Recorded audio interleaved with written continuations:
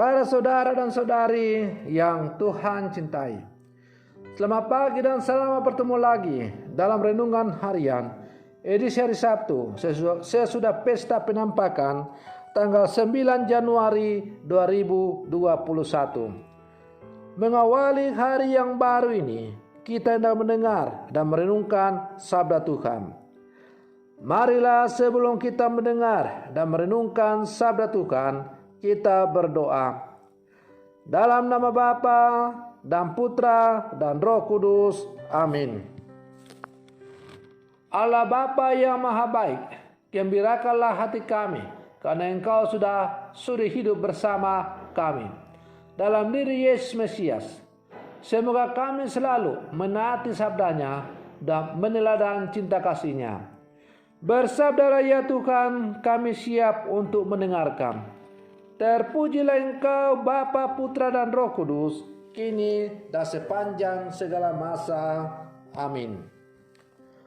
Para saudara dan saudari yang Tuhan cintai, sabda Tuhan yang hendak kita dengar dan kita renungkan bersama untuk mengawali hari yang baru ini, hari Sabtu, sesudah pesta penampakan tanggal 9 Januari 2021, diambil dari Injil Yohanes pasal 3 ayat 22 sampai 30. Tuhan sertamu. Inilah Injil Tuhan kita Yesus Kristus menurut Santo Yohanes. Sekali peristiwa, Yesus bersama murid-muridnya pergi ke tanah Yudea dan ia berdiam di sana bersama-sama mereka dan membaptis. Akan tetapi Yohanes pun membaptis juga di Ainon dekat Salim, sebab di situ banyak air dan orang-orang datang ke situ untuk dibaptis. Sebab pada waktu itu Yohanes belum dimasukkan ke dalam penjara. Maka timbullah perselisihan di antara murid-murid Yohanes dengan seorang Yahudi tentang penyucian. Lalu mereka datang kepada Yohanes dan berkata kepadanya, Rabi, orang yang bersama dengan engkau di seberang sungai Yordan, dan yang tentang dia engkau telah memberi kesaksian, dia membaptis juga, dan semua orang datang kepadanya. Jawab Yohanes, tidak ada seorang pun yang dapat mengambil sesuatu bagi dirinya kalau tidak dikaruniakan kepadanya dari surga. Kamu sendiri dapat memberi kesaksian bahwa aku telah berkata, aku bukan Mesias, tetapi aku diutus untuk mendahulunya. Yang empunya mempelai perempuan ialah mempelai laki-laki.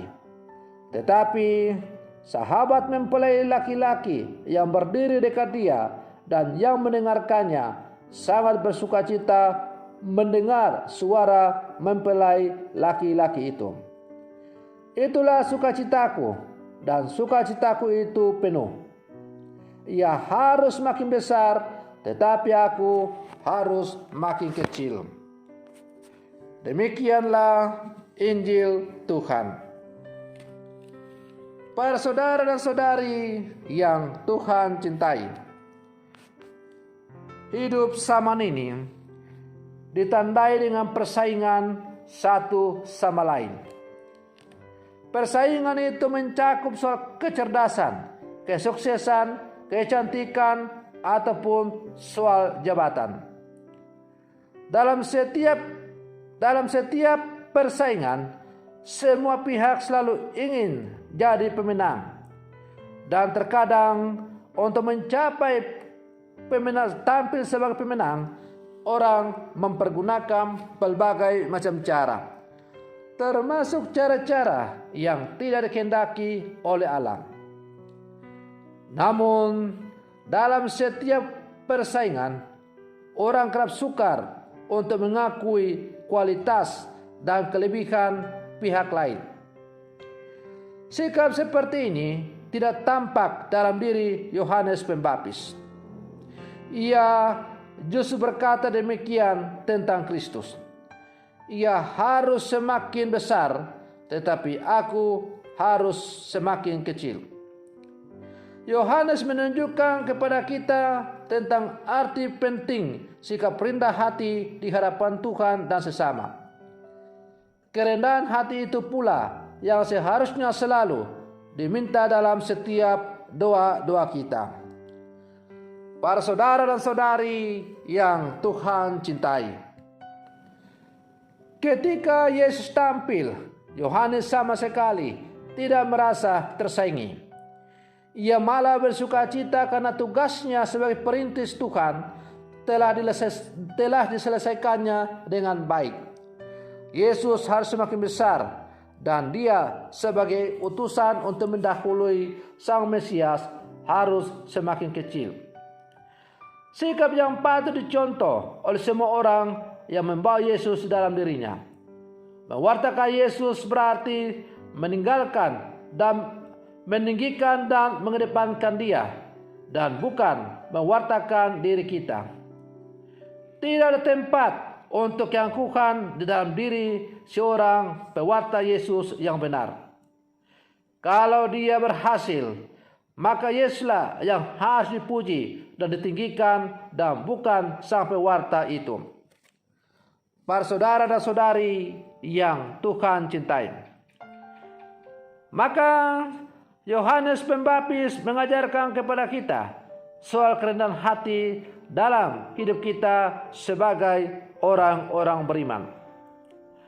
Banyak persoalan hidup dalam hidup ini kita alami. Banyak tantangan tidak bisa kita atasi karena kita tidak rendah hati. Terkadang kita selalu merasa diri kita sebagai orang yang paling benar, paling suci, paling saleh, dan selalu menumpahkan kesalahan atau malapetaka yang kita alami kepada orang lain. Lihatlah, kalau ada orang yang kedapatan mabuk, maka yang dipersalahkan adalah penjual miras. Timbul pertanyaan, apakah miras itu punya kaki, punya mulut, punya mata untuk mendatangi orang yang suka mabuk itu?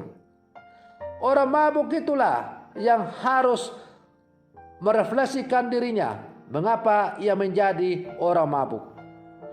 Kalau kita sungguh sadar bahwa kita adalah orang-orang beriman yang taat kepada perintah Allah, maka meskipun ada minuman keras yang ditampilkan di hadapan kita, tapi karena kita sadar bahwa minum mabuk itu dilarang oleh agama, oleh ajaran iman, maka kita tidak akan menyentuh yang namanya minuman keras itu. Para saudara dan saudari yang Tuhan cintai, tapi itulah kodrat manusia yang suka mempersalahkan orang lain. Ketika manusia pertama jatuh ke dalam dosa, dan ketika Allah bertanya kepada mereka, mengapa mereka makan buah terlarang, Adam melemparkan kesalahan kepada perempuan istrinya. Istrinya tidak mau kalah, dia melemparkan kesalahan kepada si ular. Para saudara dan saudari yang Tuhan cintai, maka melalui teladan hidup Yohanes Pembaptis yang kita dengar dalam bacaan Injil tadi, kita diajak untuk selalu jujur dan bersikap rendah hati dalam seluruh kehidupan kita. Kita harus berani mengakui kelebihan dan kesuksesan orang lain. Kita juga harus berani mengakui kekurangan yang ada di dalam diri kita. Kalau Yohanes mengatakan dia harus semakin menjadi besar dan aku semakin menjadi kecil, itu berarti bahwa sebagai orang-orang beriman, hendaklah dalam seluruh kehidupan kita yang kita utamakan itu adalah Tuhan itu sendiri. Kalau Tuhanlah yang selalu kita utamakan, yang selalu kita tinggikan, yang selalu kita besarkan dalam seluruh kehidupan kita, maka sikap rendah hati sebagaimana yang dimiliki oleh Yohanes Pembaptis sungguh juga kita miliki sebagai murid-murid Yesus.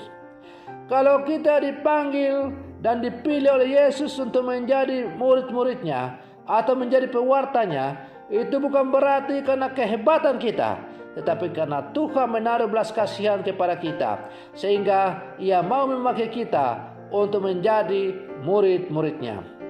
Ia sadar bahwa Dia pun, walaupun Ia adalah seorang Allah, seorang Mesias, tetapi Ia membutuhkan manusia untuk menjadi rekan sekerjanya mewartakan Injil.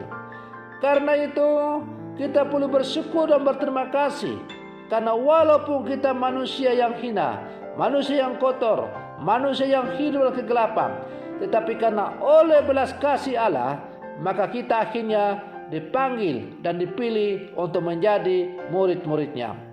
Maka tepatlah kata-kata Yesus yang mengatakan, bukan kamu yang memilih aku, melainkan akulah yang memilih kamu. Para saudara dan saudari yang Tuhan cintai, maka marilah sebagai murid-murid Yesus yang hidup zaman sekarang, kita berjuang mencontoh teladan sikap Yohanes Pembaptis yang selalu rendah hati di hadapan Tuhan. Dia sadar bahwa dia itu hanyalah seorang utusan. Walaupun dia telah menjadi orang terkenal, orang terpandang, tapi ia tidak lupa daratan. Ia tetap sadar akan asal-usulnya bahwa ia hanyalah seorang utusan. Dan karena itu, seorang utusan adalah seorang hamba. Dan seorang hamba adalah seorang yang hanya mampu mengerjakan apa yang dipatut dikerjakan oleh seorang hamba. Nah, kita semua sebagai murid-murid Yesus yang hidup di zaman sekarang hanyalah hamba-hamba yang tidak berguna. Maka kalau kemudian kita berhasil dalam melakukan sesuatu, atau kita menjadi murid Yesus, janganlah kita bangga, janganlah kita sombong. Sebaiknya kita semakin merendahkan diri dan berkata, kami ini adalah hamba-hamba yang tidak berguna. Kami hanya melakukan apa yang patut dikerjakan oleh seorang hamba. Semoga demikian. Selamat pagi. Tuhan Yesus memberkati.